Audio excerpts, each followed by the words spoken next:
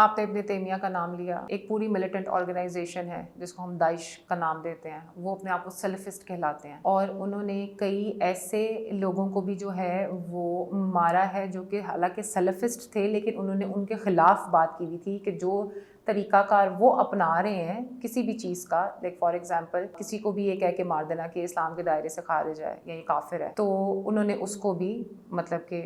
شہید کیا ہے۔ داعش کی جو سلفسٹ تھاٹ ہے موسٹلی دے فالو ابن تیمیہ۔ آپ کو لگتا ہے اصل کہ میں یہ بات نہیں ہوتی، اصل بات یہ ہوتی ہے یہ جس طرح ہوتا ہے ایک فلیور ہوتا ہے، جس طرح میں نے پہلے کہا کہ مزاج اور طباع کا بھی اختلاف ہوتا ہے اور آرگنائزیشن کے ڈھانچے کا بھی اختلاف ہوتا ہے۔ آپ کو ایسے اہل حدیث میں مل جائیں گے جو ڈیموکریٹ ہوتے ہیں، آپ کو ایسے اہل حدیث میں مل جائیں گے جو کہتے ہیں یار ڈیموکریسی یا پالیٹکس کے اندر اتنا انوالو ہونے کی ضرورت کیا ہے، آپ کو ایسے اہل حدیث میں مل جائیں گے جو زہد تقویٰ للہیت و فکر آخرت کی بات کرتے ہیں، آپ کو ایسے اہل حدیث میں مل جائیں گے جو شرعی حکومت قیام کے اوپر زیادہ توجہ دیتے ہیں۔ تو یہ مختلف شیڈ ہوتے ہیں، لیکن میں یہ بات سمجھتا ہوں ابن تیمیہ رحمۃ اللہ علیہ ایک بہت بڑے جید عالم دین ہے، انہوں نے ملیٹنسی کو کبھی بھی ریاستی جو ہرارکی اس سے الگ نہیں کیا، انہوں نے جب بھی بات کی ہے ملیٹنسی کی انہوں نے ہمیشہ ریاست کے اس کو جو ہے نا اپنے ساتھ جوڑا ہے، اس لیے وہ احکامات شرعیہ جن کا تعلق ملیٹنسی کے ساتھ ہے ان کو کبھی ریاست سے انڈیپینڈنٹ ہو کے ہم نے کبھی نہیں دیکھا، نہ ہی ہم سمجھتے ہیں کہ کابر علماء اس کو انڈیپینڈنٹ ہو کے دیکھتے ہیں۔